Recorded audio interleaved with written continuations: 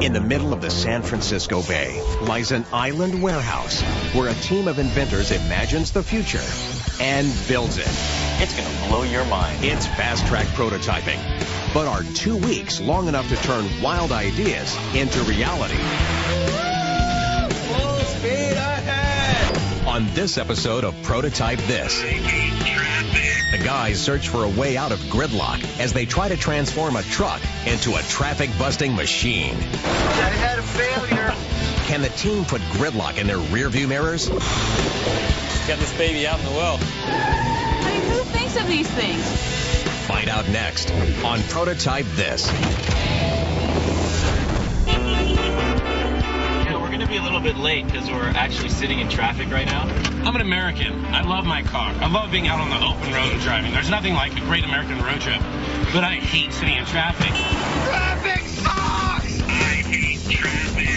We spend 3.7 billion hours a year in traffic. Well, traffic sucks. I mean, Stop driving! sitting on the freeway, get caught in a stopping go. And then I get to the city. Then I'm in the city, and then I'm stuck in gridlock. And by the time I get there, I'm so frazzled I can't even function any longer. You should switch to decaf. And then when you get there, you can't even find parking. You hit it when you find a perfectly good spot and it's just a little bit too small. With the mystery machine neatly parked between the two stunt cars, the guys roll up to the concept table to brainstorm the problem. All right, guys. Traffic sucks. Parking sucks. Seems like there's something we can do about this. You know, some kind of traffic buster. I have an idea. If we take a... I got nothing. Well, what frustrates me when I'm stuck in traffic is seeing all the wasted space up above. I want a car that can rise up and drive over the other cars. I want a car that can go sideways into a parking spot. You know, and if it's parking sideways and going over cars, might as well have it parked sideways over other cars. And I'm actually pretty bad at parking, so I think we should have this thing totally autonomous, no human interaction at all. This thing will just park itself. All right, a car that drives over traffic, parks sideways, and parks over cars sideways, and is fully automated? Yeah, that sounds really easy, guys. All right, well, we know we have a lot of stuff to do. What do you figure we should give ourselves as far as a time frame? A couple of weeks?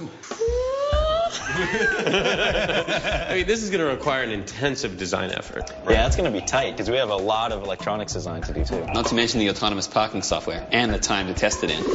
We're all going to take a piece of this build. Joe's going to work on the control electronics. I'm going to look at the autonomous parking system. I'm going to work on trying to figure out how to make a car park sideways. And then Terry's going to go join Kevin and work on this lifting mechanism to get the car airborne. We've come down to Standard Metal Products to talk to Kevin Binker. He has the virtual toy store for machinists. Well, I got to drill a few holes. I'm trying to decide whether to use that one or that one. Kevin, I have to talk to you about some design ideas.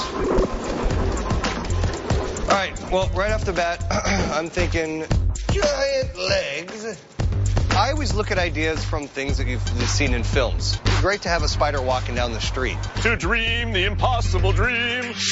Their first idea was a spider-like contraption. This whole thing would emanate from the bed. It would go over the roof of the truck. I mean, there's enough steel in California to do that, but there's not enough room on this truck to do that, so I had to shoot it down. With that idea collapsed, they move on to a variation of the scissors lift. Problem with it is that the scissors lift has to live somewhere. It either has to be in the front or on the side, and that would block either sideways parking or driving over traffic. The scissors lift can't perform both functions. The traffic buster needs to have freedom of movement in all directions. The only way to have clearance on the side and in the front is to leave everything open and go with the four-post design. Just like the original truck, there'd be a wheel at each corner of the truck. I got to come up with some way to fold up all of these posts, front and back.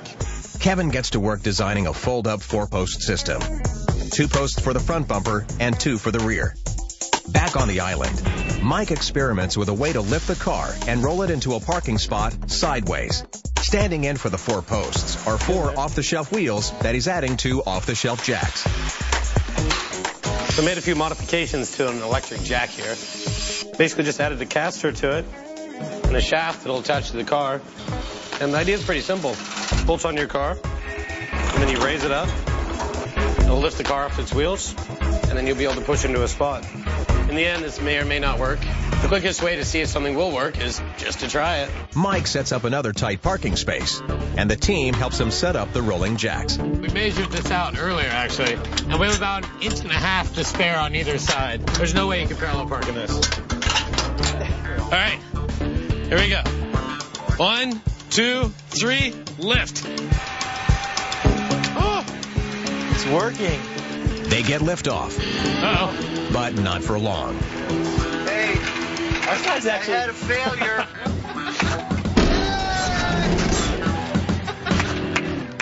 The jacks buckle, and the off-the-shelf solution is history.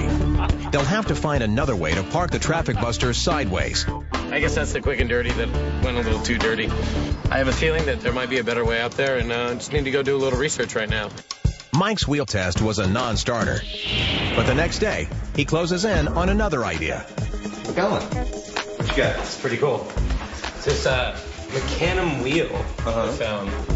This is on an Airtrax forklift here. Yeah, it's like the Willy Wonka forklift. Look at those wheels, how they rotate in different directions. Right. You know, I kind of want to go see one. So after tracking down the Willy Wonka forklift, Terry and Mike give it a closer look. This forklift can move in any direction. It can move forwards, backwards, left, right, sideways. You can do pirouettes. This thing's incredible. That is crazy. I know. Terry's in love with the revolutionary wheels, and he wants to borrow more than just the idea. Yeah, I don't think we're going to have time to make this, so we have to acquire some. What would it take to make this? A strip of bacon, 2 penguins, and a leprechaun. And how long would it take? In metric time? Clearly, Terry's got no intention of reinventing this wheel. I'm going this way. These are truly a brilliant design. Look out, coming through. This is a perfect starting point for